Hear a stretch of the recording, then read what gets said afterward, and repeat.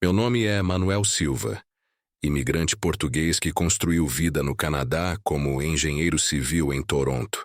Por 15 minutos, estive clinicamente morto após um acidente na rodovia 401, durante uma tempestade de neve. E o que vi nas trevas supera qualquer filme de terror.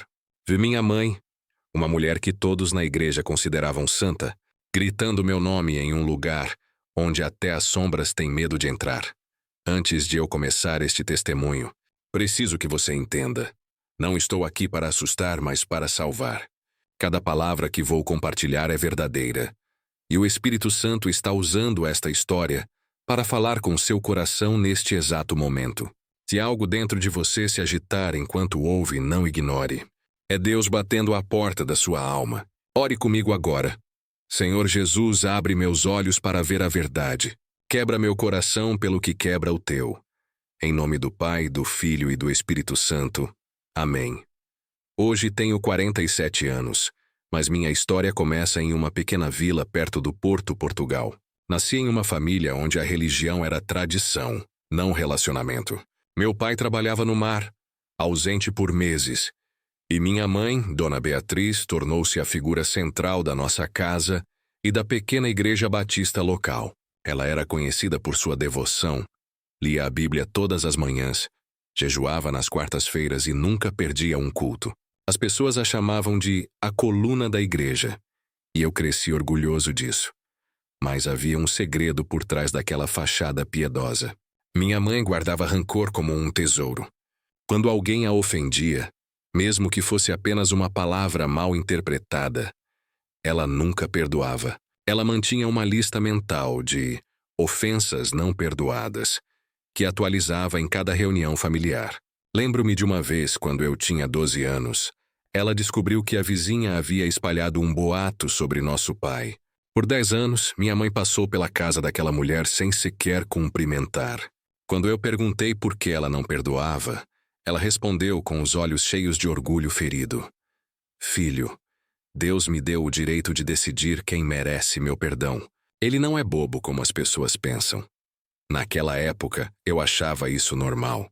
Afinal, minha mãe era a mulher mais religiosa que eu conhecia. Ela me ensinou a orar antes das refeições, a decorar versículos bíblicos e a frequentar a igreja todos os domingos. Mas nunca me ensinou a perdoar. Nunca me mostrou como amar os inimigos. Nunca me contou que o coração de Deus se parte quando guardamos rancor. Aos 18 anos, eu me mudei para o Canadá com uma bolsa de estudos para engenharia. Minha mãe chorou na despedida, mas suas lágrimas não eram apenas de saudade. Prometa-me que não vai esquecer de Deus lá fora, ela disse, segurando meu rosto com as mãos trêmulas. O mundo lá é cheio de tentações. Você precisa ser forte. Naquela noite, antes de eu partir, ela me deu um relógio de bolso antigo que pertencera ao meu avô. Este relógio nunca falhou, ela disse, assim como Deus nunca falha com quem o serve de verdade. Achei o gesto lindo na época, mas anos depois, entendi o veneno escondido naquelas palavras. Minha mãe não estava falando de graça ou misericórdia. Ela estava ensinando que nossa salvação dependia de servir a Deus de verdade, segundo seus padrões. Ela criou em mim a ilusão de que nossa relação com Deus é uma transação. Se você serve direito, Ele te protege. Se falha, está perdido. Os primeiros anos no Canadá foram difíceis. Eu trabalhava como entregador de pizza durante o dia e estudava à noite. Meu inglês era ruim, e eu me sentia um estranho em todas as partes. Nos domingos, eu ia à igreja portuguesa local, mas era mais por hábito do que por fé. Eu me sentava nos últimos bancos, cantava os hinos sem abrir a boca e saía antes da pregação. Minha vida se resumia a trabalho, estudos e solidão. Foi nesse período que conheci Sarah. Ela era canadense, professora de inglês na universidade e diferente de qualquer mulher que eu havia conhecido. Ela não perguntava sobre minha religião ou meu passado. Ela simplesmente me amou como eu era. Quando nos casamos, 3 anos depois, minha mãe veio para o casamento, mas seu rosto estava tenso durante toda a cerimônia. Depois ela me puxou para um canto e sussurrou. Você casou com uma estrangeira que não entende nossas tradições. Como ela vai criar seus filhos na fé? Naquele momento, Algo se quebrou entre nós. Não foi um rompimento dramático, mas uma rachadura silenciosa que cresceu com os anos. Eu comecei a evitar suas ligações, a inventar desculpas para não visitá-la quando vinha ao Canadá. Quando meus filhos nasceram, Miguel e Isabel, ela insistia para que batizássemos eles na Igreja Batista, mas eu recusei. Eles decidirão quando crescerem, eu disse. Ela olhou para mim com os olhos cheios de desaprovação. Você está traindo a herança que eu te dei. Nosso último confronto foi há 2 anos, durante o Natal. Ela veio passar as festas conosco em Toronto. No dia de Natal, enquanto Sarah preparava o jantar, minha mãe me chamou para a varanda. Neve caía suavemente, cobrindo a cidade como um manto branco. Manuel, ela disse segurando o relógio de bolso que eu havia deixado guardado numa gaveta. Este relógio parou de funcionar quando você parou de frequentar a igreja regularmente. Assim como Deus parou de abençoar sua vida desde que você se afastou dele. Foi a gota d'água. Eu havia chegado ao limite daquela manipulação religiosa disfarçada de amor. Mãe, eu disse, minha voz tremendo de raiva contida. Você nunca me amou de verdade. Você só me amou quando eu seguia suas regras. Deus não é um relógio que para quando pecamos. Ele é um pai que corre para encontrar o filho perdido. Ela empalideceu. Suas mãos, que sempre foram firmes, começaram a tremer.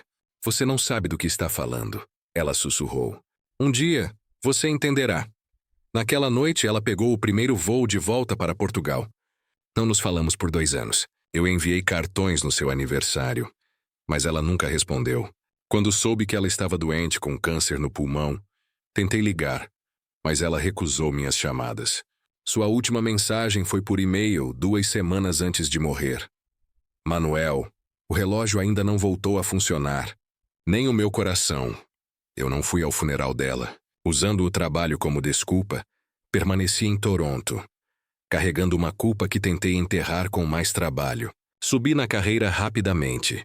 Tornei-me diretor de projetos de infraestrutura para uma grande empresa. Tínhamos uma casa bonita em Mississauga, 2 carros importados e contas bancárias que pareciam infinitas. Sarah e as crianças eram felizes e eu era um homem vazio, mascarando minha dor com conquistas materiais. Nas noites de domingo, eu levava minha família à igreja, não por fé, mas por tradição. Miguel, meu filho mais velho, começou a perguntar por que eu nunca orava em voz alta ou lia a Bíblia em casa. Pai, ele disse uma vez, você é como aquele relógio que vovó Beatriz deixou para você. Por fora parece bonito, mas por dentro não funciona. Sua observação infantil cortou meu coração como uma faca. Mas eu ri e mudei de assunto. Um dia você entenderá, filho. Eu disse, repetindo as palavras da minha mãe sem perceber.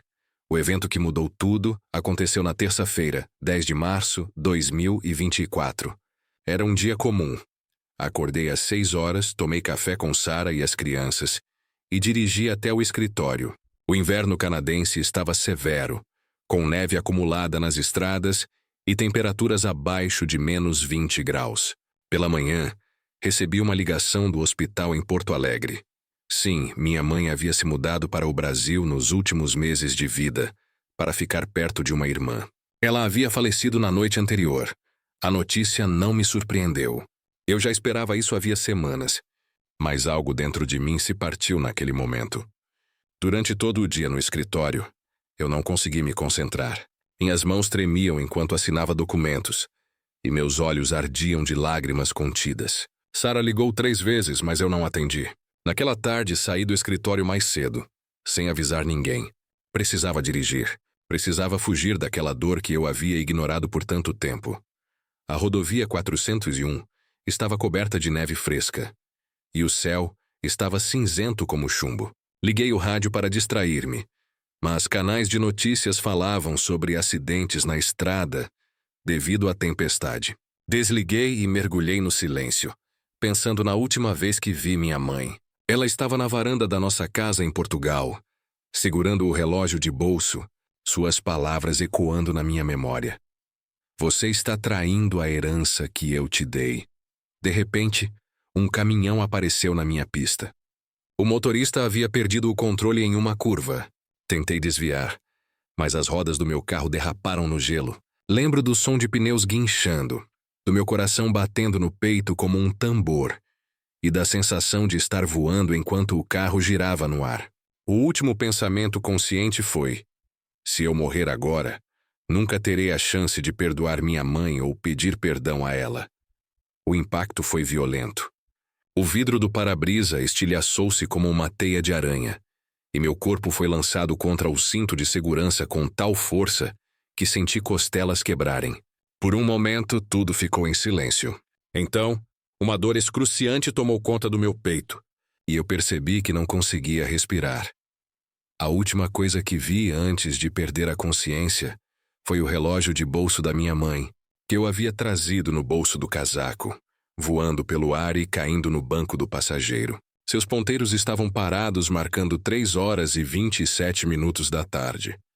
Quando abri os olhos novamente, eu não estava mais no carro. Eu flutuava acima da cena do acidente, observando meu corpo ensanguentado preso entre os destroços do veículo.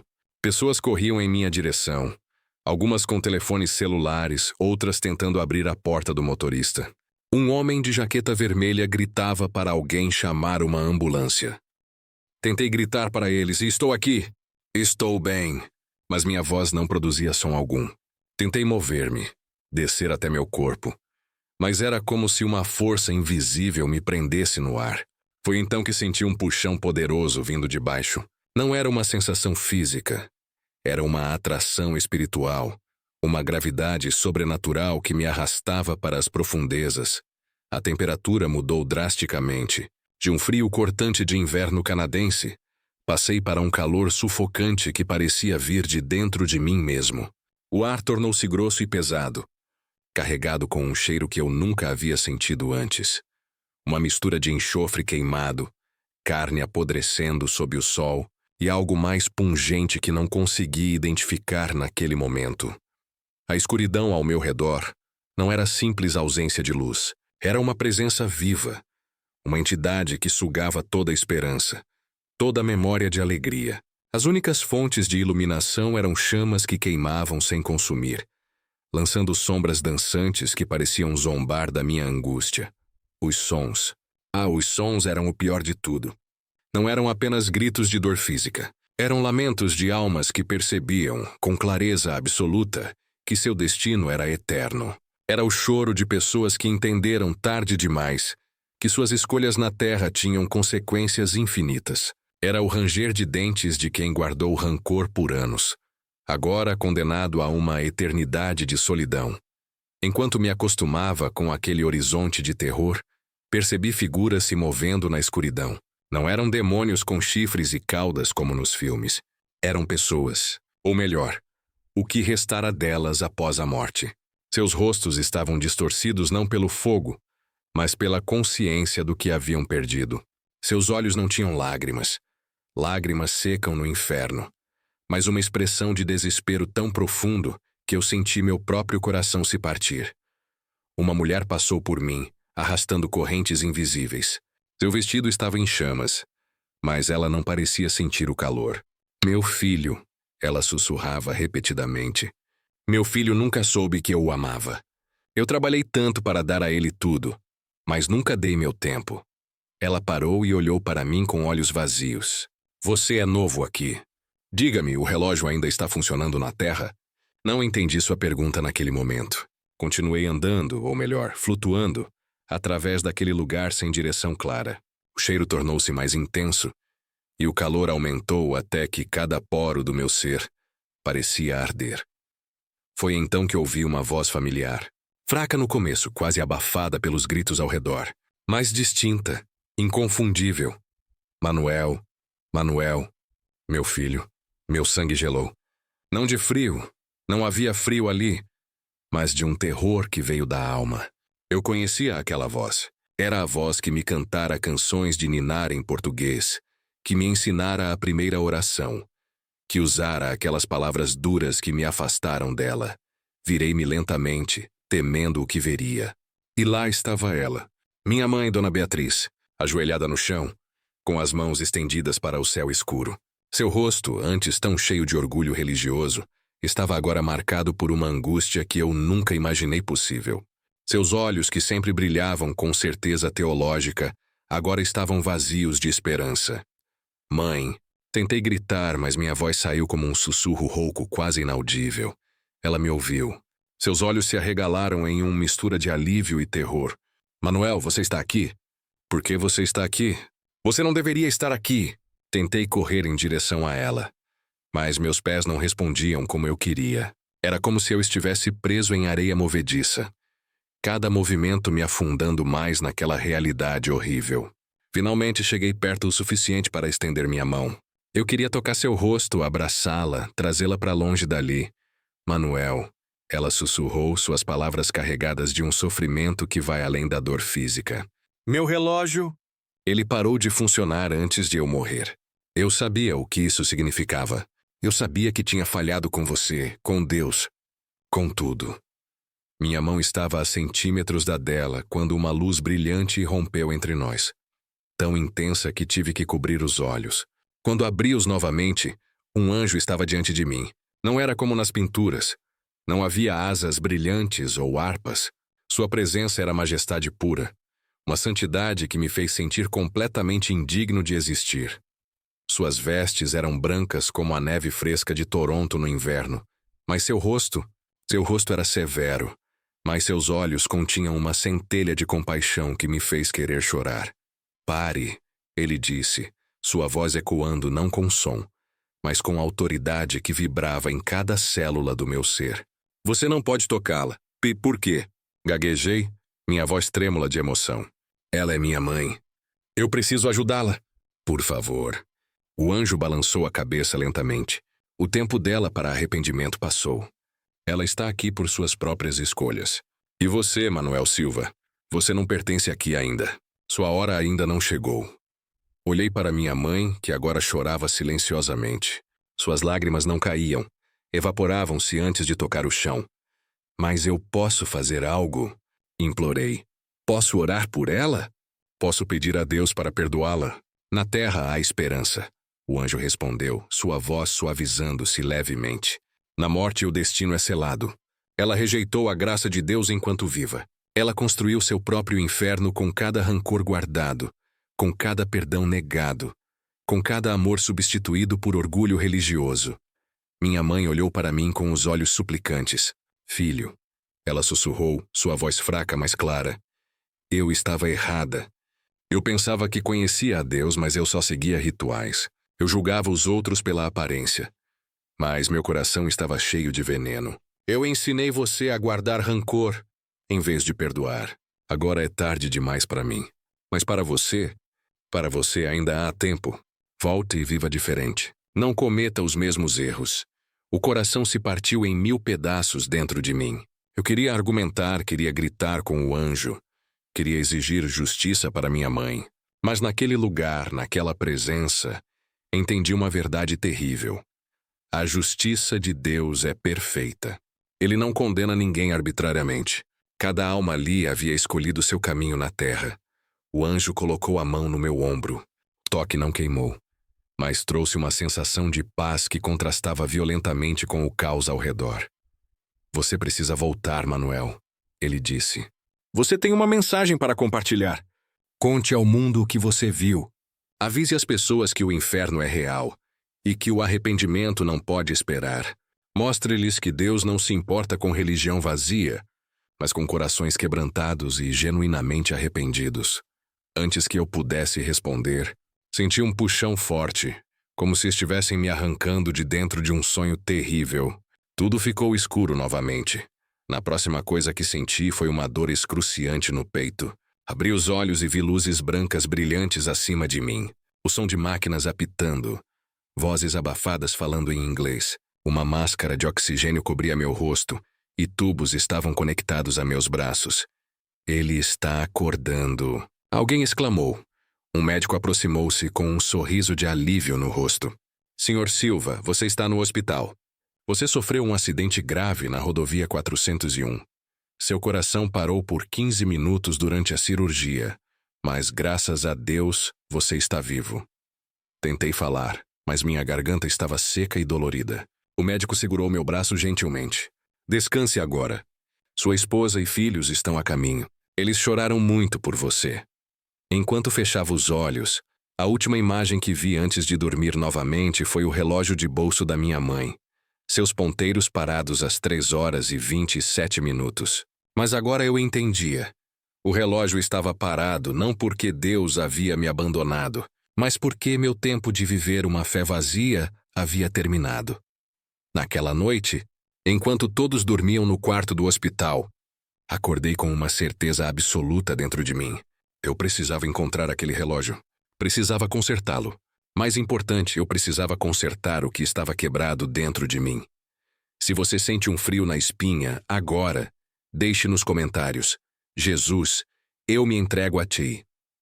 Não é coincidência você estar assistindo isto hoje. Deus está falando diretamente com seu coração neste exato momento. Não ignore este chamado. Quando amanheceu, Sara chegou ao hospital com Miguel e Isabel. Meus filhos correram para o meu abraço e eu chorei como nunca havia chorado antes. Não eram lágrimas de dor física, mas de arrependimento genuíno. Mãe, disse Sara, segurando minha mão com as dela trêmulas. Ela faleceu na noite passada. Eles não conseguiram te avisar antes do acidente. Naquele momento entendi a perfeição do tempo de Deus. Ele me levou à beira da morte no exato momento em que minha mãe entrava na eternidade. Ele me mostrou o inferno não para me assustar, mas para me salvar. Para me salvar do mesmo destino que ela havia escolhido. Sara, eu disse, minha voz fraca, mas determinada. Preciso que você me ajude a encontrar o relógio de bolso que estava no meu carro. Preciso dele. Ela olhou-me com confusão, mas acenou com a cabeça. O carro está destruído, mas a polícia recuperou alguns pertences. Vou ligar para eles. Naquela tarde, um oficial trouxe uma sacola plástica com meus pertences. Entre eles estava o relógio de bolso da minha mãe. Seu vidro estava quebrado. E os ponteiros estavam parados nas mesmas 3h27. Mas quando o peguei nas mãos, algo estranho aconteceu. O relógio começou a funcionar novamente. Os ponteiros moveram-se lentamente, marcando o tempo com precisão. Naquele exato momento, enquanto segurava o relógio que agora funcionava, ouvi a voz do anjo novamente, não em minha mente, mas em meu espírito. Este relógio parou quando seu coração parou de bater ao compasso de Deus. Agora, ele volta a funcionar porque seu coração voltou a bater ao som do arrependimento verdadeiro. Naquela noite, sozinho no quarto do hospital, fiz a oração mais sincera da minha vida. Não foram palavras decoradas de ritual, mas o clamor de um coração quebrantado. Senhor Jesus, eu reconheço que sou pecador. Eu guardo rancor como minha mãe guardava. Eu tenho uma religião vazia, cheia de tradições, mas sem teu amor. Eu rejeitei teu perdão e o perdão aos outros. Perdoa-me, Senhor. Entra na minha vida não como um convidado, mas como meu Salvador e Senhor. Ensina-me a perdoar como tu perdoaste. Ensina-me a amar como tu amaste. Em nome de Jesus, amém. Foi como se uma carga que eu carregava por 47 anos tivesse sido removida dos meus ombros. Senti uma paz que excedia todo o entendimento. Uma alegria que não dependia das circunstâncias. Naquele momento entendi o que minha mãe nunca compreendeu. A salvação não vem de religião perfeita, mas de um relacionamento imperfeito com um Deus perfeito. Quando Sara entrou no quarto no dia seguinte, ela viu algo diferente em meus olhos. Não era mais o olhar do executivo bem-sucedido, mas o olhar de um homem que encontrou seu verdadeiro propósito. Manuel, ela disse, sentando-se na beira da cama. O que aconteceu com você? Você parece diferente. Sorri através das lágrimas. Sara, eu vi o inferno. Eu vi minha mãe lá. E eu vi a graça de Deus que me resgatou na hora certa. Eu preciso te contar tudo. E assim começou minha nova jornada. Uma jornada não de religião vazia, mas de relacionamento vivo com Jesus Cristo. Uma jornada onde aprendi que o perdão não é uma opção, mas um mandamento. Uma jornada onde entendi que o verdadeiro legado que deixamos não são relógios antigos ou tradições religiosas, mas corações transformados pelo amor de Deus. Naquela noite, Enquanto o relógio de bolso marcava cada segundo com precisão sobre a mesa do hospital, eu entendi o recado final do anjo. Meu tempo de viver uma vida superficial havia terminado. Meu novo tempo havia começado. Um tempo de compartilhar esta mensagem com todos que Deus colocasse em meu caminho. Ative o sininho neste canal. Amanhã revelarei os 3 sinais que mostram se sua religião é vazia, como a da minha mãe, e como você pode ter certeza de que seu nome está escrito no livro da vida. O relógio de bolso sobre a mesa do hospital continuava a marcar o tempo com uma precisão quase sobrenatural. Cada tic-tac ecoava naquele quarto branco como um lembrete silencioso daquelas 15 minutos que mudei tudo. Enquanto Sarah e as crianças foram buscar café na lanchonete do hospital, eu fechei os olhos e deixei as memórias do inferno inundarem minha mente novamente. Desta vez com mais clareza, com mais detalhes que minha alma não podia esquecer. A escuridão não era simplesmente a ausência de luz. Era uma entidade viva, respirando, sugando a esperança como um predador suga a vida de sua presa. Lembro-me agora de como o ar tinha gosto de metal enferrujado, misturado com o cheiro de carne queimada. Não o cheiro de churrasco no verão canadense, mas o odor pungente de carne humana em decomposição sob o sol escaldante do deserto. Enquanto flutuava naquela escuridão, percebi que o inferno não era um único lugar, mas um corpo humano gigantesco deitado no centro da terra. Eu estava na perna direita deste corpo imenso, onde almas que viveram vidas de sobrevivência e medo eram consumidas por um fogo que não queimava a pele, mas a alma. Ao meu redor, vi mulheres que haviam abortado seus filhos por medo da pobreza. Seus gritos não eram de dor física, mas de uma perda que agora entendiam ser eterna. Meu bebê! Meu bebê! Uma delas gritava, arranhando as paredes de rocha que sangravam quando tocadas. Eu poderia ter escolhido a vida. Eu poderia ter confiado em Deus. Mais à frente, vi homens que haviam traído suas famílias por medo de serem considerados fracos. Um deles, vestindo um terno de executivo, segurava uma fotografia queimada de sua esposa e filhos. Eu tinha tudo, ele sussurrava, mas tinha medo de parecer fraco pedindo ajuda. Agora sou forte na minha solidão eterna. Este era o nível das pernas, o lugar onde o medo governa e a sobrevivência é o único propósito. Mas algo me puxava para cima, para os joelhos do corpo gigante. Lá, o tormento era diferente. Não era mais sobre medo, mas sobre pertencimento negado. Os joelhos eram uma série de celas pequenas, cada uma contendo almas que haviam sido excluídas, rejeitadas, esquecidas. Lembrei-me da mulher que havia me perguntado sobre o relógio. Ela estava em uma daquelas celas, sentada no chão, abraçando os joelhos. Seu crime não fora uma ação específica, mas uma vida de exclusão. Ela havia rejeitado seu próprio filho por ele ser gay, e agora estava condenada a uma eternidade de solidão, ouvindo os gritos de alegria de famílias reunidas que nunca poderia ter. Por que você me fez isso? Uma voz ecoou de outra cela. Eu só queria seu amor. Era um jovem, talvez de 20 anos, com o rosto marcado por cicatrizes que pareciam recentes. Ele gritava para uma figura distante que não podia ver, só ouvir. Meu pai me chamou de fracassado. Ele explicou, virando-se para mim com os olhos cheios de mágoa. Disse que eu nunca seria nada na vida. Agora entendo que ele estava certo. Um fracasso eterno. O cheiro nesta região era diferente. Misturava-se o odor de comida apodrecendo com o perfume de flores murchas. Era o cheiro da rejeição, da exclusão, do pertencimento negado, subir mais para o abdômen do corpo gigante. Aqui o calor era insuportável, e o som mudou de lamentos para risadas macabras. Este era o centro de diversões, onde almas que buscaram poder e controle na terra agora eram esmagadas por sua própria ambição. Vi empresários que haviam roubado heranças de seus próprios irmãos, agora presos em gaiolas de ouro, que se fechavam sobre eles com cada mentira que haviam contado.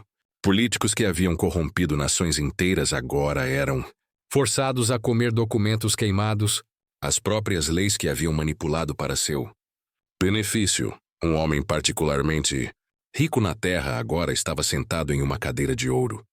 mas seus braços e pernas estavam presos por correntes feitas de notas de $100 queimadas. Eu comprei tudo, ele gritava. Mas não posso comprar minha liberdade. O som aqui era ensurdecedor, não só gritos, mas o som de moedas caindo em um poço infinito. O som de correntes arrastando-se sobre pedras afiadas. O som de risadas que não vinham de alegria, mas de loucura. Mas o pior ainda estava por vir. Subi para o coração do corpo gigante. Aqui o ar era mais grosso, mais pesado. O cheiro era de incenso queimado misturado com o odor de mentiras antigas. Este era o lugar onde a identidade era destruída, onde cada alma era confrontada com as mentiras que acreditou sobre si mesma. Neste nível, as paredes não eram de pedra, mas de espelhos quebrados. Em cada fragmento eu via não meu rosto, mas as máscaras que usara na terra. O filho obediente, o executivo bem-sucedido, o marido dedicado, o homem religioso. Cada máscara estava rachada, revelando a verdade por baixo. A verdade de um coração que guardava rancor, que julgava os outros, que acreditava que sua religião o salvava. Você pensou que era bom. Uma voz sussurrou em meu ouvido. Era a voz da minha própria consciência, distorcida pelo inferno. Você pensou que servir na igreja e dar ofertas era suficiente. Mas seu coração estava cheio de veneno. Vi almas aqui que haviam sido líderes religiosos na terra. Pastores que pregavam sobre amor, mas em casa batiam em suas esposas. Missionários que falavam de sacrifício, mas viviam em mansões luxuosas. Cada um deles estava preso em uma cela onde ouvia repetidamente as palavras hipócritas que havia dito na terra.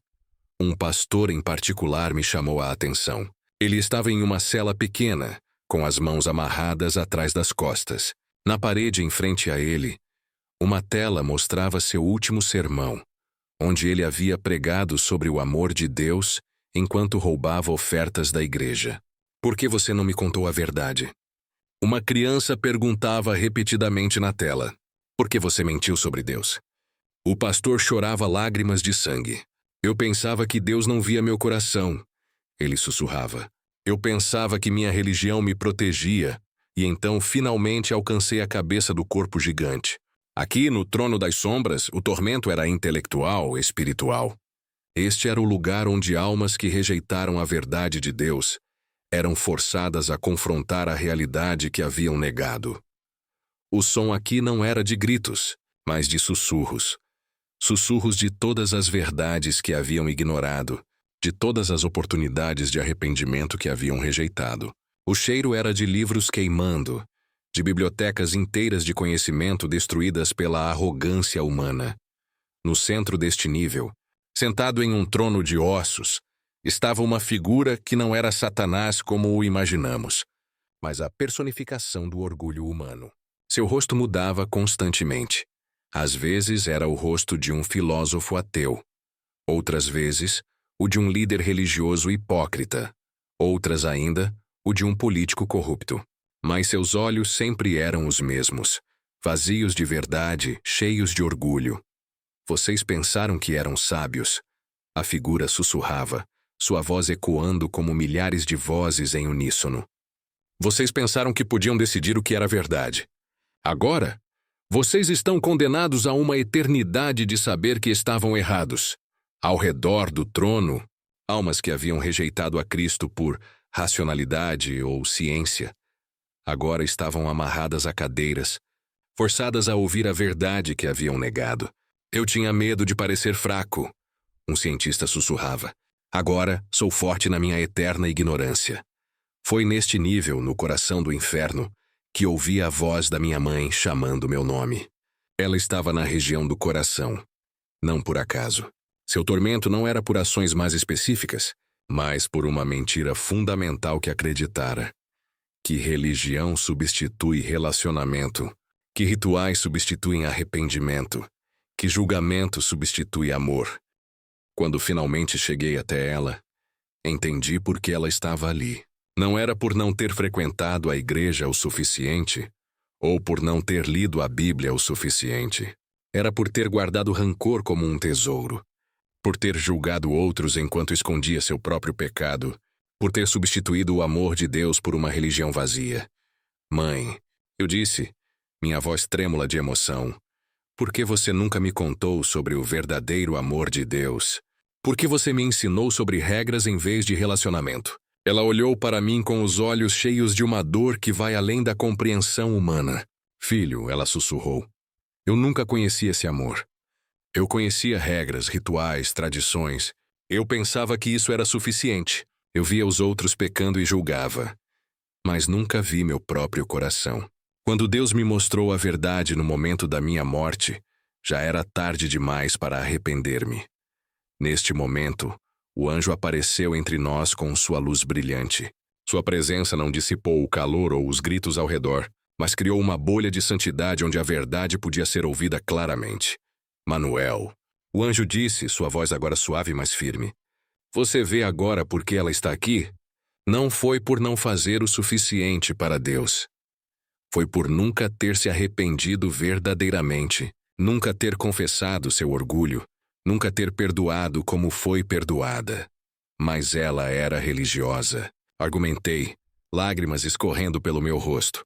Ela ia à igreja todos os domingos, lia a Bíblia, jejuava. Religião sem arrependimento verdadeiro é como um relógio quebrado, o anjo explicou. Por fora parece funcional. Por dentro está morto. Sua mãe amou a aparência da piedade, mas negou o poder dela. Minha mãe concordou com a cabeça, suas lágrimas evaporando-se antes de tocar o chão. Ele está certo, filho. Eu tinha medo de ser vulnerável. Eu tinha medo de admitir minhas falhas. Eu preferi julgar os outros do que enfrentar minha própria alma. Agora vejo a verdade com clareza, mas não há mais tempo para mudar. O anjo virou-se para mim, seus olhos perfurando minha alma. Manuel Silva, você está prestes a fazer a mesma escolha que sua mãe fez. Você tem religião, mas tem relacionamento? Você perdoa ou apenas finge perdoar? Você serve a Deus por obrigação ou por amor? Suas palavras cortaram meu coração como uma faca. Eu tinha feito exatamente o que minha mãe fizera, criado uma fachada de piedade, enquanto guardava rancor no coração. Eu comecei, mas não consegui terminar. Na terra, ainda há tempo para você. O anjo continuou. Mas o tempo é curto. Você precisa voltar e viver diferente. Não com uma religião vazia, mas com um relacionamento vivo com Jesus Cristo. Você precisa perdoar como foi perdoado, amar como foi amado. Neste momento, lembrei-me das palavras que Jesus falou na cruz. Pai, perdoa-lhes, porque não sabem o que fazem. Lucas capítulo 23 e versículo 34. Minha mãe não sabia o que fazia quando me ensinou a guardar rancor. Eu não sabia o que fazia quando a julguei por isso. Mas Jesus sabia, e ele perdoou. Com a última força de minha alma, clamei, Jesus, tenha misericórdia de um coração que guardou rancor. Mostra-me o caminho do perdão verdadeiro. Naquele exato momento, uma luz diferente irrompeu na escuridão. Não era a luz branca do anjo, mas uma luz dourada, quente, cheia de amor. E naquela luz vi uma figura com as mãos estendidas. Não precisei ver seu rosto para saber quem ele era. As chagas em suas mãos falavam mais que 1000 palavras. Ele não disse nada. Apenas apontou para o meu coração. E naquele gesto, vi todos os rancor que eu havia guardado. Não apenas contra minha mãe, mas contra colegas de trabalho, contra amigos que me magoaram, contra estranhos que me ofenderam. Vi como cada mágoa não guardada tinha criado uma barreira entre mim e Deus. Então, ele tocou meu peito com a mão perfurada. Não houve dor física, mas uma libertação espiritual que me fez chorar como uma criança. Naquele toque, entendi o que minha mãe jamais compreendera. O perdão não é um sentimento, mas uma decisão. Não é algo que fazemos quando nos sentimos prontos, mas algo que fazemos porque fomos perdoados primeiro. A luz de Jesus não dissipou o inferno ao redor, mas criou um caminho através dele. O anjo colocou a mão no meu ombro novamente.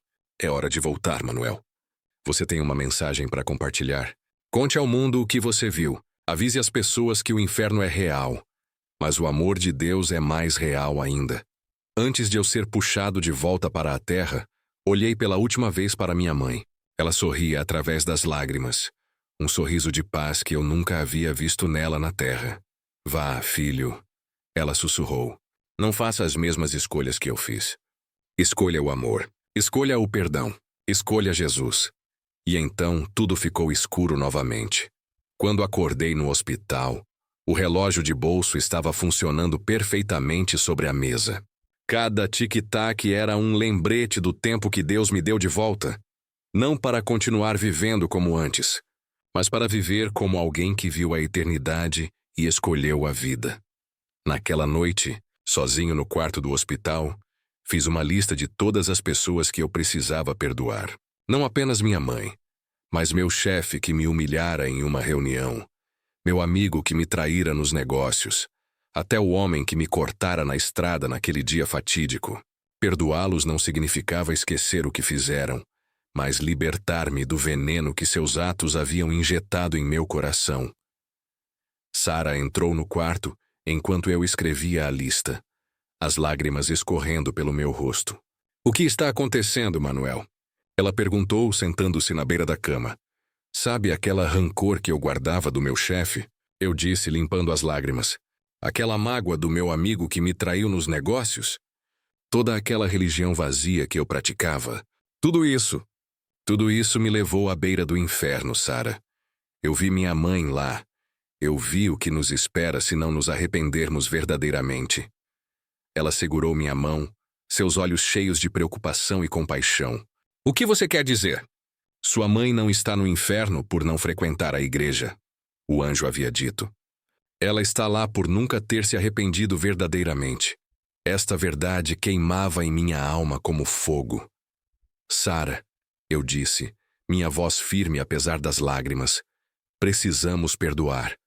Precisamos amar como Jesus amou. Não como religião, mas como relacionamento. Eu preciso ligar para todos que eu magoei e pedir perdão. Eu preciso perdoar todos que me magoaram, começando por minha mãe." Neste momento, lembrei-me do e-mail que ela me enviara 2 semanas antes de morrer. "Manuel, o relógio ainda não voltou a funcionar, nem o meu coração." Agora eu entendia. O relógio parou quando seu coração parou de bater ao compasso do amor de Deus. Naquela noite, enquanto Sara dormia na cadeira ao lado da minha cama, eu peguei o telefone do hospital e liguei para minha tia em Porto Alegre. "Tia Maria", eu disse quando ela atendeu. "Eu sei que é tarde, mas preciso saber onde minha mãe foi sepultada. Preciso ir lá." A voz dela suavizou-se imediatamente. "Manuel, é você? Nós não sabíamos onde você estava. Seu acidente?" Estávamos tão preocupados. "Estou vivo", eu disse, "e preciso ir ao funeral da minha mãe. Preciso me despedir dela de verdade." "Ela foi enterrada ontem", minha tia explicou. "Mas ela deixou algo para você. Disse para esperar até que você estivesse pronto." "O que ela deixou?" Perguntei curioso. "Só ela sabe. Está em uma caixa no escritório do advogado. Ela disse que você saberia quando estaria pronto para recebê-la." Desliguei o telefone com o coração pesado, mas esperançoso. Minha mãe havia deixado algo para mim. Algo que ela sabia que eu precisaria no momento certo. Na manhã seguinte, os médicos me liberaram do hospital com a condição de que eu fizesse repouso completo por 2 semanas. Sara dirigiu nosso carro de volta para casa. E Miguel e Isabel sentaram-se no banco de trás, felizes por terem seu pai de volta. Quando chegamos em casa, a primeira coisa que fiz foi pegar o relógio de bolso e colocá-lo na estante da sala de estar. Cada tic-tac era um lembrete do tempo que Deus me deu de volta. Não para desperdiçar, mas para investir na eternidade. Naquela noite, enquanto Sara preparava o jantar, eu me sentei com Miguel e Isabel na sala. "Filhos", eu disse, "vou contar a vocês uma história que vai mudar suas vidas." Eles olharam para mim com curiosidade, especialmente Miguel, que se lembrava de minha rejeição a conversas sobre fé.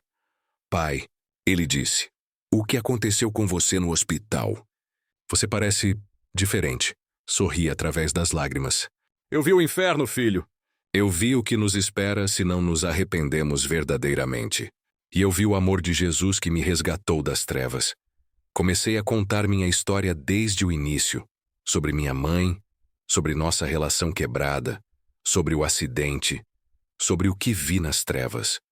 Quando cheguei à parte onde vi minha mãe no inferno, as lágrimas escorreram pelo meu rosto novamente. "Pai", Isabel disse segurando minha mão, Você perdoou vovó Beatriz? Não ainda, eu admiti. Mas vou perdoá-la. Jesus me mostrou que o perdão não é um sentimento, mas uma decisão. Nós perdoamos não porque as pessoas merecem, mas porque fomos perdoados primeiro. Naquela noite, depois que as crianças foram dormir, Sara e eu nos sentamos na varanda. A neve havia parado de cair e o céu estava estrelado como diamante sobre veludo negro. Manuel, Sara disse, segurando minha mão. Eu sei que você e sua mãe tiveram problemas, mas o que você viu é real mesmo? Olhei para o céu, lembrando-me da luz dourada de Jesus no inferno. Sara, é mais real do que esta neve sob nossos pés. O inferno é real. O céu é real. E Jesus é o único caminho. Ela ficou em silêncio por um momento, olhando para as estrelas. Eu sempre acreditei em Deus, ela disse finalmente. Mas nunca tive um relacionamento verdadeiro com Ele. Minha família era religiosa, mas tudo era tradição como a sua. Então vamos começar de novo, eu sugeri. Vamos aprender juntos o que significa ter um relacionamento verdadeiro com Jesus. Naquela madrugada, enquanto todos dormiam, eu me levantei e fui para a sala de estar. O relógio de bolso marcava 4h27, exatamente 24 horas depois do acidente. Sentei-me na poltrona e abri a Bíblia que Sara havia guardado na estante por anos, coberta de poeira. A primeira página que li foi Mateus, capítulo 5 e versículos 3-9, as bem-aventuranças. Bem-aventurados os pobres de espírito. Bem-aventurados os que choram. Bem-aventurados os mansos. Cada palavra parecia viva, cheia de significado que eu nunca havia percebido antes. Naquela noite de vigília, fiz uma lista de todas as pessoas que eu precisava perdoar e de todas as pessoas a quem eu precisava pedir perdão. No topo da lista estava o nome da minha mãe, Dona Beatriz Silva. Ao lado, escrevi: perdoar por ensinar religião vazia, em vez de relacionamento verdadeiro. No final da lista, adicionei meu próprio nome: pedir perdão por julgar minha mãe, em vez de amá-la como Jesus amou. Quando o sol nasceu, iluminando a sala de estar com uma luz dourada que lembrava a luz de Jesus no inferno, eu soube que minha nova jornada havia começado, não como um religioso vazio, mas como um filho amado de Deus, perdoado e chamado para perdoar. Naquela semana, liguei para o advogado da minha mãe em Porto Alegre e marquei uma viagem para o Brasil na próxima semana. Eu precisava descobrir o que ela havia deixado para mim. Mais importante, eu precisava visitar seu túmulo e finalmente dizer o que nunca havia dito em vida. Mãe, eu te perdoo e peço perdão por não te amar como Jesus te amou. Enquanto preparava as malas para a viagem, Miguel entrou no quarto.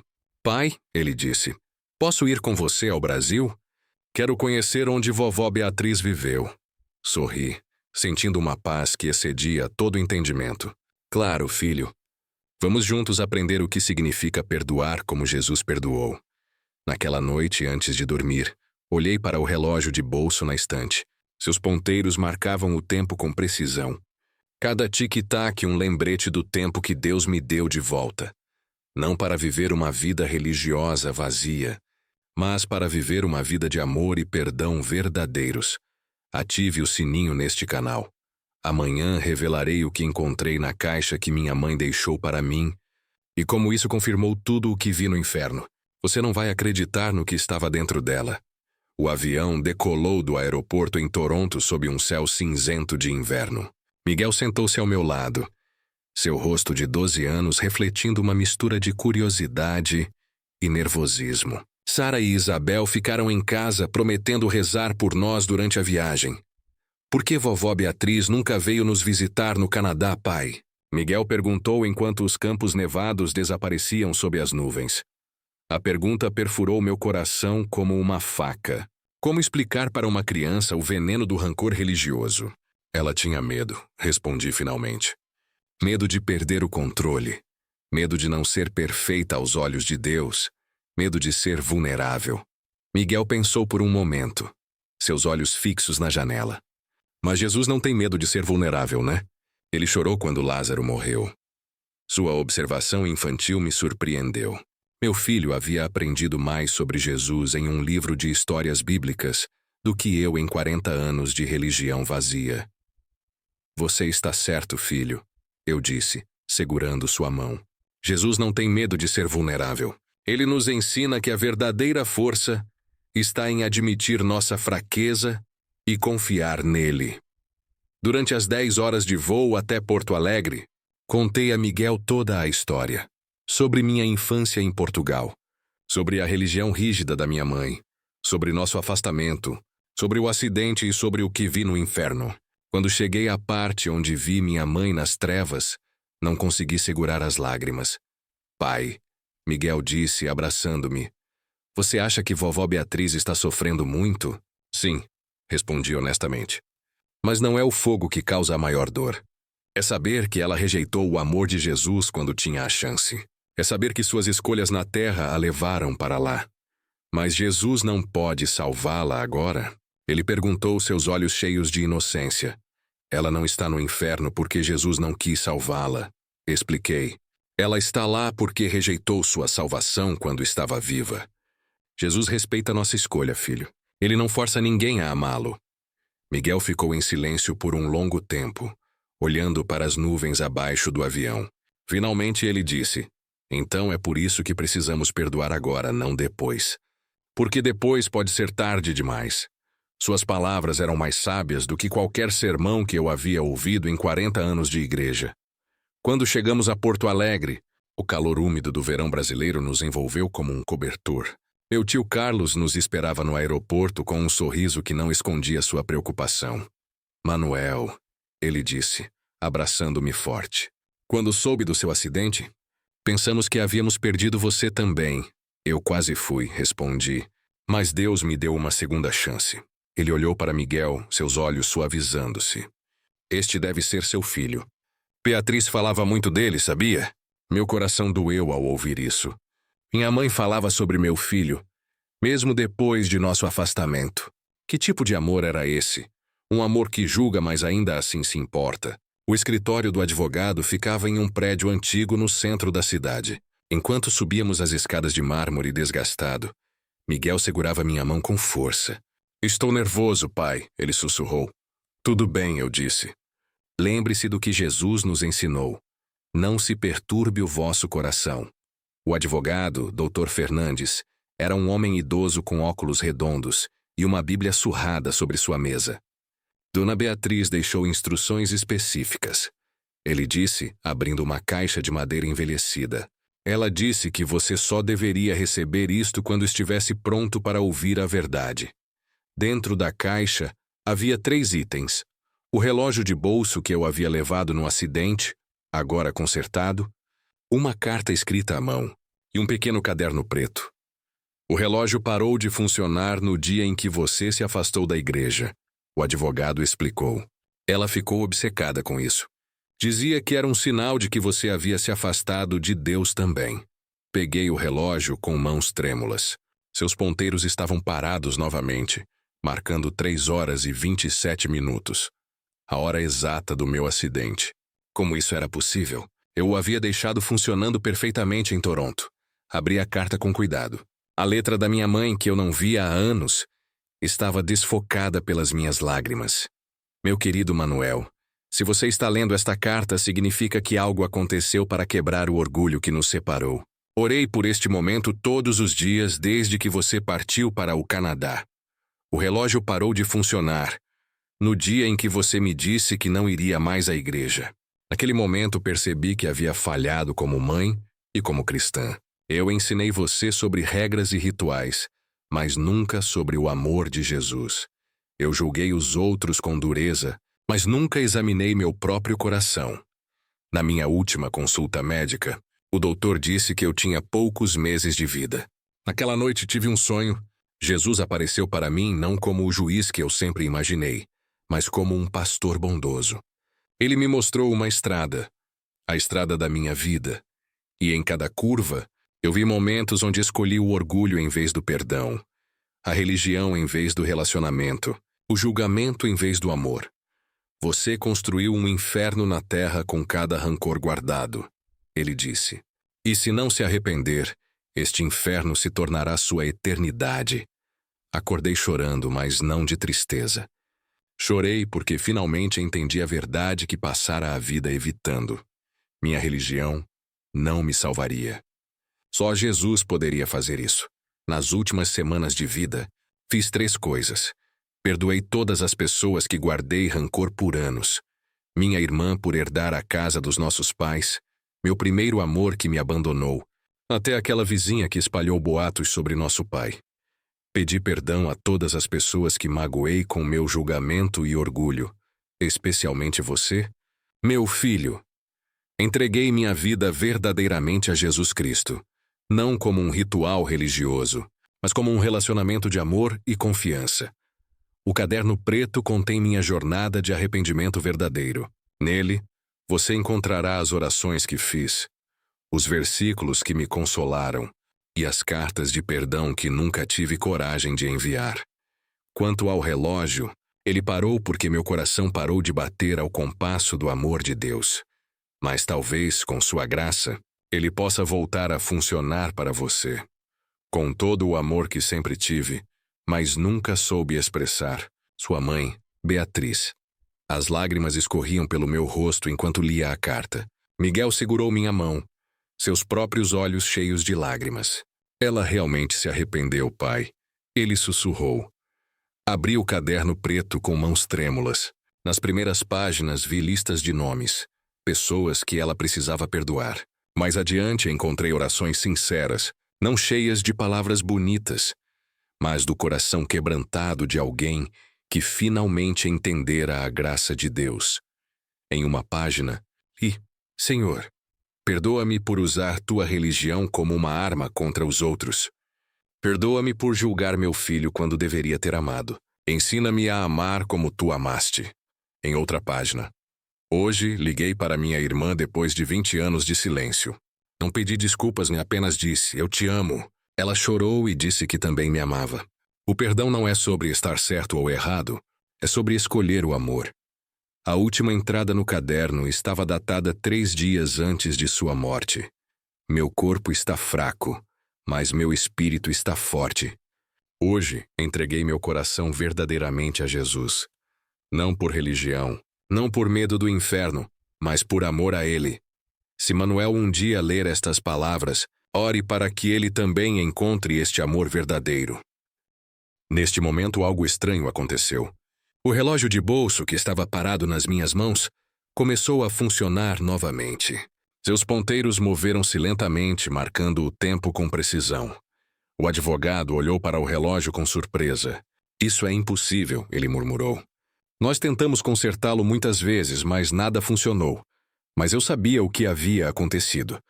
O relógio voltou a funcionar não por milagre mecânico, mas por milagre espiritual. Quando o coração da minha mãe finalmente se arrependeu verdadeiramente, quando ela escolheu o amor em vez do orgulho, o relógio que simbolizava nossa relação quebrada também foi restaurado. Naquela noite, no pequeno apartamento do meu tio, Miguel e eu nos sentamos na varanda. A brisa quente do verão brasileiro carregava o cheiro de jardins floridos e o som distante de crianças brincando. Pai, Miguel disse, olhando para as estrelas, você acha que vovó Beatriz está no céu agora? Pensei em tudo o que havia visto no inferno, na carta da minha mãe, no relógio que voltara a funcionar. Eu não sei com certeza, filho, respondi honestamente. Só Deus conhece o coração dela no momento da morte. Mas sei que ela se arrependeu verdadeiramente nos últimos dias. E sei que o amor de Jesus é maior que todos os nossos pecados. Lembrei-me das palavras do anjo no inferno. Na terra, há esperança. Na morte, o destino é selado. Se minha mãe verdadeiramente se arrependeu antes de morrer, então o sangue de Jesus cobriu seus pecados. Mas se ela apenas fingiu arrependimento por medo, então sua escolha final foi o inferno. O que importa agora, continuei, não é onde ela está, mas onde nós estamos. Jesus nos deu uma mensagem clara. Não espere até amanhã para se arrepender. Não guarde rancor como minha mãe guardou por anos. Perdoe hoje, ame hoje. Escolha Jesus hoje. Na manhã seguinte fomos ao cemitério. O túmulo da minha mãe era simples, com uma placa de mármore que dizia: Beatriz Silva, 1945-2024. Uma alma em busca da verdade. Ajoelhei-me diante do túmulo, Miguel ao meu lado. Segurei o relógio de bolso que agora funcionava perfeitamente. Mãe, eu disse, minha voz trêmula, mas firme. Eu te perdoo. Perdoo por ensinar religião em vez de relacionamento. Perdoo por julgar em vez de amar. Perdoo por guardar rancor em vez de perdoar. E peço perdão por fazer o mesmo com você. Eu te julguei por suas falhas, mas nunca vi minhas próprias. Eu te condeno por seu orgulho, mas não vi o meu. Miguel colocou uma flor branca sobre o túmulo. Vovó Beatriz, ele disse. Eu nunca te conheci bem, mas o pai me contou sobre você. Eu te perdoo por não vir nos visitar. E peço perdão por julgar você sem te conhecer. Neste momento, algo extraordinário aconteceu. O relógio de bolso que eu segurava nas mãos começou a brilhar com uma luz dourada suave. Não era um brilho físico, mas espiritual. Uma confirmação de que o perdão verdadeiro havia sido concedido e recebido. Quando nos levantamos para ir embora, Miguel segurou minha mão com força. Pai, ele disse, agora entendo por que Jesus disse que devemos perdoar 70 vezes 7. Porque o perdão não é sobre a outra pessoa merecer. É sobre nós sermos livres. Suas palavras ecoaram em meu coração como uma verdade profunda. O perdão não nos liberta da pessoa que nos magoou. Muitas vezes, essa pessoa já partiu desta vida. O perdão nos liberta do veneno que carregamos dentro de nós. Naquela noite, no apartamento do meu tio, escrevi uma carta para cada pessoa que havia magoado ao longo dos anos. Não cartas longas, mas mensagens sinceras de arrependimento e perdão. Para meu chefe que eu havia desprezado, para meu amigo que eu havia traído nos negócios, até para o homem que me cortara na estrada no dia do acidente. Miguel ajudou-me a escrever as cartas, ditando palavras de sabedoria muito além de seus 12 anos. Diga que você ama a pessoa mesmo que ela tenha te magoado, ele sugeriu. Porque Jesus nos ama mesmo quando o magoamos. Quando terminamos, enviamos as cartas por e-mail e correio, sem esperar respostas. O perdão não depende da resposta do outro. Depende apenas da nossa decisão de soltar o veneno. Na manhã seguinte, antes de pegarmos o avião de volta para Toronto, visitei a pequena igreja batista onde minha mãe havia sido membro por tantos anos. O pastor, um homem idoso chamado Reverendo Almeida, me abraçou como um filho pródigo. Sua mãe mudou nos últimos meses, ele disse, seus olhos cheios de lágrimas. Ela veio aqui não para julgar, mas para servir. Ela lavou os pés dos pobres, visitou presos e compartilhou seu testemunho de arrependimento verdadeiro. Muitas pessoas se converteram por causa dela. Sentei-me no banco onde minha mãe costumava sentar-se, segurando o relógio de bolso que agora funcionava perfeitamente. Reverendo, eu disse. Minha mãe viveu uma vida religiosa vazia por muitos anos, mas nos últimos meses, ela encontrou o amor verdadeiro de Jesus. Isso é suficiente para salvá-la? Ele olhou para mim com olhos cheios de sabedoria. Manuel, não sou eu quem decide, mas lembro-me das palavras de Jesus ao ladrão na cruz. Hoje estarás comigo no paraíso. Lucas capítulo 23 e versículo 43. O ladrão não teve tempo para boas obras, para religião, para rituais. Ele apenas se arrependeu verdadeiramente e creu em Jesus.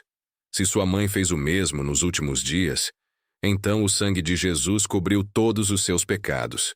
Suas palavras trouxeram paz ao meu coração. Não era minha responsabilidade julgar o coração da minha mãe. Era minha responsabilidade viver o perdão que ela e eu havíamos recebido de Jesus. No avião de volta para Toronto, Miguel dormiu com a cabeça no meu ombro. Olhei pela janela para as nuvens abaixo, pensando em tudo o que havia acontecido. O inferno era real, o céu era real, e Jesus era o único caminho. Quando chegamos em casa, Sara e Isabel nos esperavam com um jantar especial. Enquanto comíamos, contei a elas sobre o relógio que voltara a funcionar, sobre a carta da minha mãe, sobre o perdão que havíamos concedido e recebido. Naquela noite, como família, fizemos algo que nunca havíamos feito antes. Nos ajoelhamos juntos na sala de estar e oramos. Não uma oração ritual, mas um clamor sincero de corações arrependidos e agradecidos. Senhor Jesus, eu orei. Obrigado por me resgatar do inferno. Obrigado por me mostrar a verdade sobre minha mãe e sobre mim mesmo. Ajuda-nos a viver não uma religião vazia, mas um relacionamento verdadeiro contigo. Ensina-nos a perdoar como tu perdoaste, a amar como tu amaste. Sara segurou minha mão, suas lágrimas escorrendo pelo rosto. Jesus, eu também me arrependo. Eu mantive minha fé em uma caixa separada da minha vida diária. Hoje entrego tudo a ti. Meu casamento, meus filhos, meu trabalho, meus sonhos. Miguel e Isabel acrescentaram suas próprias orações simples, mas sinceras. Naquele momento, não éramos apenas uma família unida, éramos uma família redimida. Na semana seguinte, comecei a compartilhar meu testemunho onde quer que fosse convidado. Primeiro na minha igreja, em Toronto, depois em igrejas vizinhas, e finalmente em conferências pelo Canadá e Estados Unidos. Sempre com o relógio de bolso em minha mesa. Seus ponteiros marcando o tempo que Deus me deu de volta para compartilhar esta mensagem urgente. Muitas pessoas se aproximaram após meus testemunhos, compartilhando suas próprias histórias de rancor não perdoado, de religião vazia, de medo do inferno. Uma mulher em particular me tocou profundamente. Ela havia guardado rancor de sua mãe por 30 anos por ela ter abandonado a família. Após meu testemunho, ela me abraçou e chorou. Amanhã vou ligar para minha mãe e perdoá-la. Não importa se ela merece. Eu preciso ser livre. Outro homem, um pastor de 50 anos, confessou-me em particular. Eu prego sobre o amor de Deus, mas em casa sou um tirano. Minha religião é uma fachada. O que vi no inferno através do seu testemunho me mostrou o meu próprio coração. Estas histórias me lembravam diariamente do porquê Deus me resgatou das trevas. Não apenas para minha própria salvação, mas para ser um instrumento de libertação para outros. 3 meses após o acidente, recebi um e-mail inesperado. Era de um homem chamado Paulo, que disse ter sido colega de trabalho da minha mãe em Portugal muitos anos atrás. Ele escreveu: Manuel, não sei se você se lembra de mim. Eu trabalhei com sua mãe no escritório paroquial por 10 anos. Ela me demitiu publicamente quando descobriu que eu era gay. Disse que eu era uma vergonha para a igreja. Por anos guardei rancor dela, planejando vingança. Mas há 2 semanas li sobre o seu testemunho na internet. Chorei a noite toda. Percebi que estava construindo meu próprio inferno com cada pensamento de rancor. Hoje escrevo para perdoar sua mãe. E para pedir perdão por guardar este veneno por tanto tempo. Se ela estiver lendo isto do céu, quero que saiba. Eu te perdoo, Dona Beatriz. E espero que um dia possamos nos encontrar na presença de Jesus. Não como inimigos, mas como filhos amados do mesmo Pai. Li o e-mail para Miguel, e ambos choramos juntos. O perdão não apenas liberta quem perdoa e quem é perdoado. Ele liberta gerações futuras da maldição do rancor. Naquela noite, enquanto todos dormiam, fiquei acordado na sala de estar, olhando para o relógio de bolso que marcava o tempo com precisão. Lembrei-me das palavras do anjo no inferno. Você tem uma mensagem para compartilhar. Conte ao mundo o que você viu. Mas minha mensagem não era apenas sobre o terror do inferno. Era sobre a maravilha do perdão verdadeiro. Não o perdão religioso que diz tudo bem, enquanto o veneno permanece no coração. Mas o perdão transformador que liberta tanto quem perdoa quanto quem é perdoado. Naquela madrugada, enquanto o relógio marcava 3h27, exatamente 6 meses após o acidente, recebi uma mensagem no celular que mudaria tudo para sempre. Era de uma mulher chamada Ana, que eu nunca havia conhecido. Ela escreveu apenas: Seu testemunho salvou minha vida hoje. Eu estava prestes a me matar. Mas lembrei-me do que você disse sobre o amor de Jesus ser maior que todos os meus erros. Obrigada por compartilhar sua história. A mensagem de Ana ecoou em minha alma como um sino na madrugada. Naquela manhã, enquanto tomava café com Sara, mostrei-lhe o texto no meu celular. Seus olhos encheram-se de lágrimas.